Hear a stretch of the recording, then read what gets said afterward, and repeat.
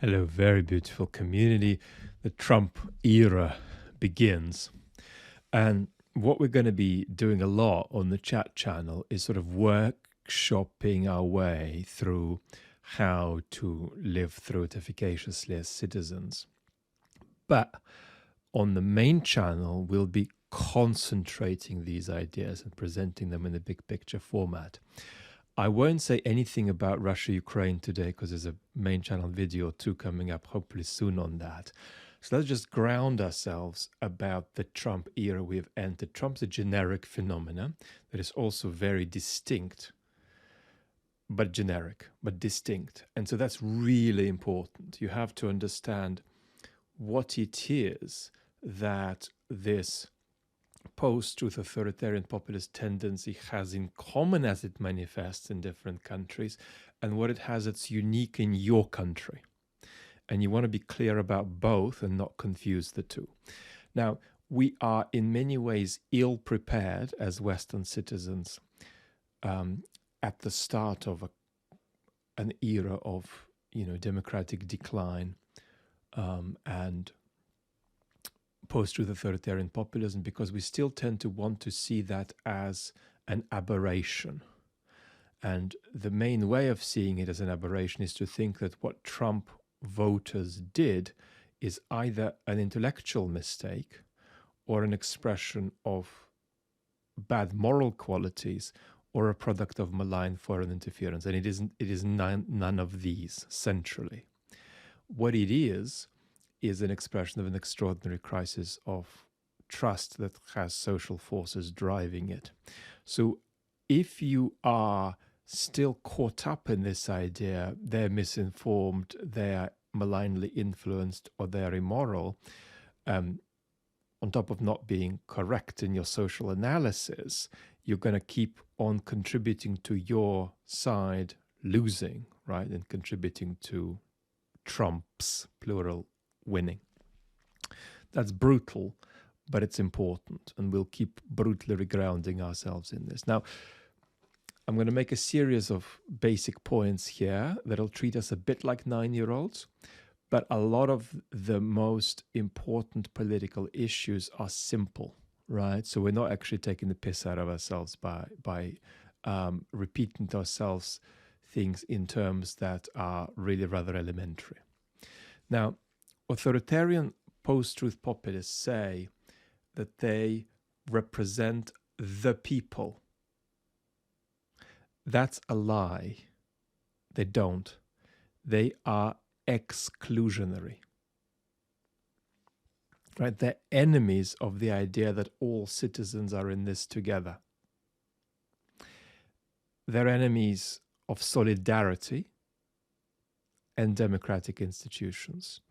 And they're enemies of solidarity despite the fact that they relentlessly mock the woke hyper-identity liberals for themselves giving up on solidarity and focusing on particular groups and their narratives. So for all of their attack on liberal wokeism, they are themselves aggressively anti-solidarity, and exactly how that works, why it's important to oppose it, I'll say in a couple of moments. Now, an idea of post-truth authoritarian populism is very central to it, is the idea of the outsider.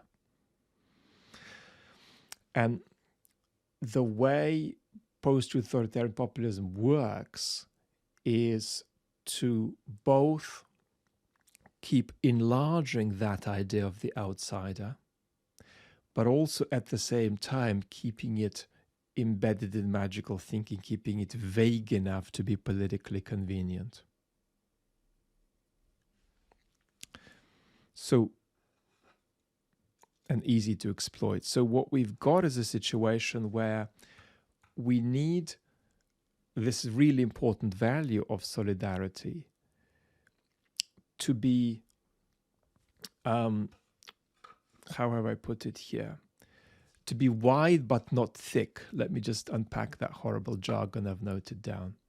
So what you don't want is the idea of solidarity to be tied to particular group solidarity exclusively. You want the idea of solidarity to be tied to citizens. So you want the idea to be wide, not narrow. But you also want this idea to not be what some philosophers might call thick. That's to say, tied to very rich and contested ideas about what a real American is, what a real Brit is, which goes with the implication that some Brits and some Americans are more real than others. You see?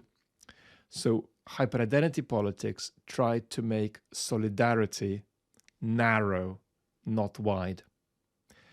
Post-truth authoritarian populism tries to make solidarity thick, but not wide.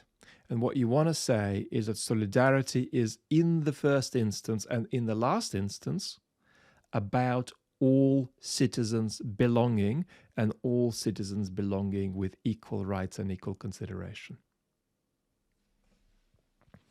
So you want an idea that of solidarity that is neither narrow, particular groups, nor thick, full of normative and evaluative ideas about what it really means to be an American. No, every citizen counts. Now, there are three things that we can do when we're faced with post-truth authoritarian populists in power. We can blame ourselves, and we've done a lot of that constructively here on the channel. Like, what have we done to bring this about, right? What has technocratic centrism over the last few decades done?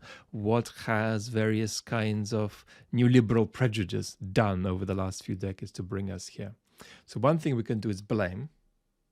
A second thing we can do is see patterns. And that's what we started with. What are the patterns that are common to all of these authoritarian post-truth populists globally?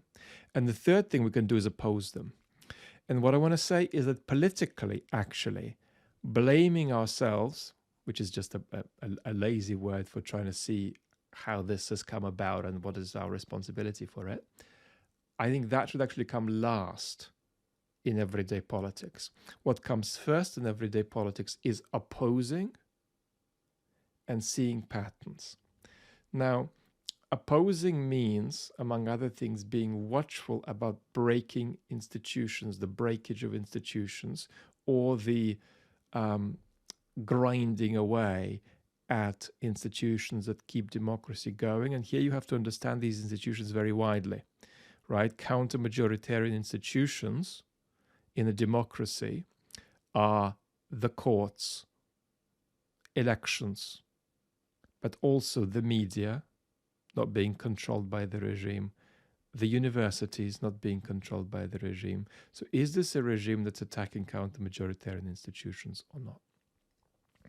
So we want to see patterns and we want to oppose. And what's really important about seeing patterns is that you can see what's going to happen in your country that hasn't happened yet because it's happened elsewhere. Right? So what's happened in Hungary, what's happened in Turkey, what's happening in Israel that hasn't happened yet in your country.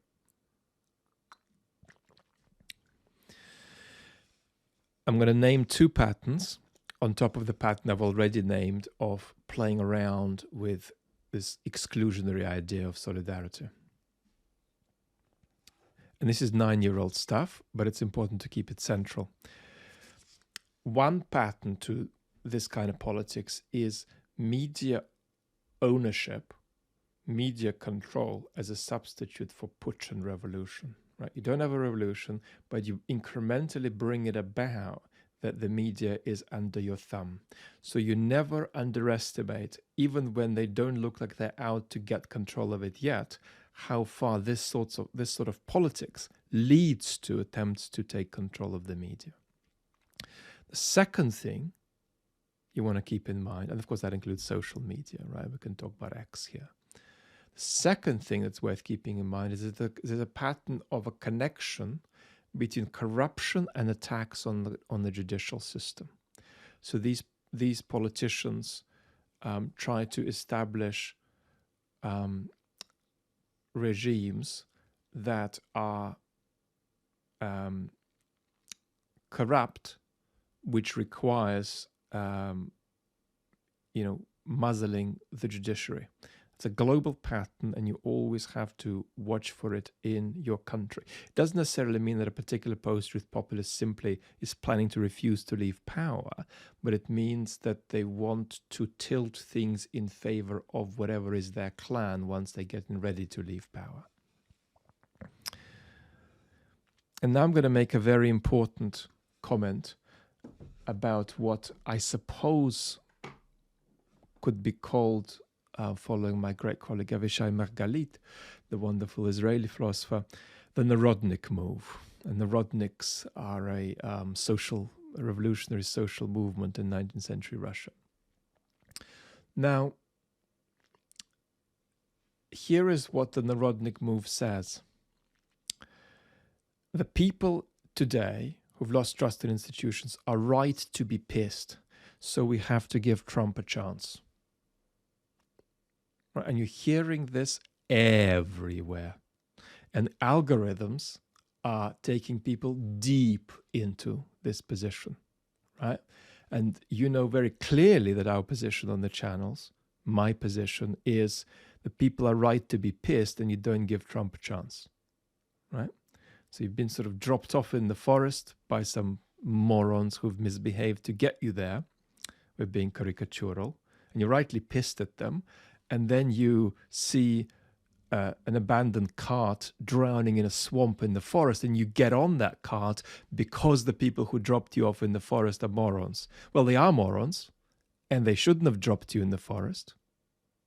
Now, politics is complex. You could argue it was hard for them not to, but they shouldn't have dropped you in the forest. But your answer to that is not to get on the drowning cart in the swamp.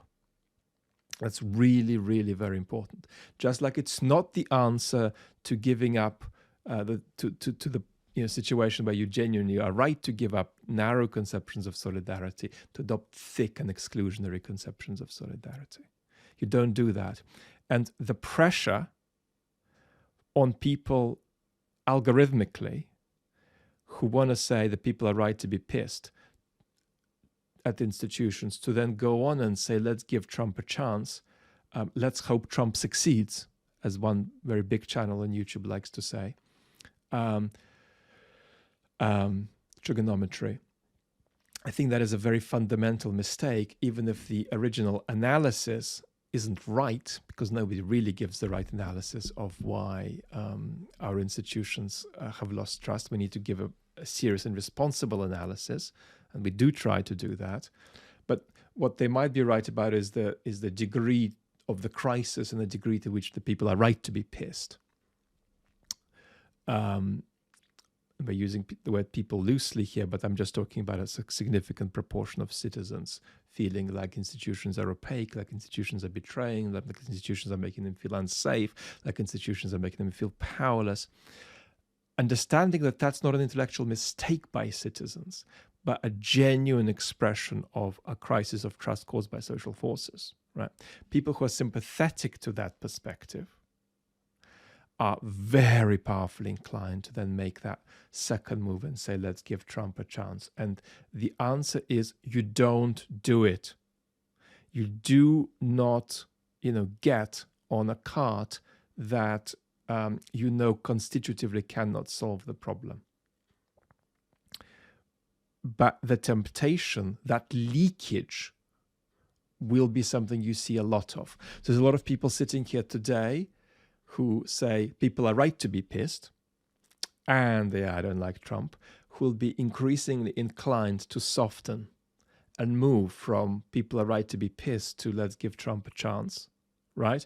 Watch if that incrementally begins to happen, like water coming to the boil with content creators you consume. We'll be together more soon. Lots of love.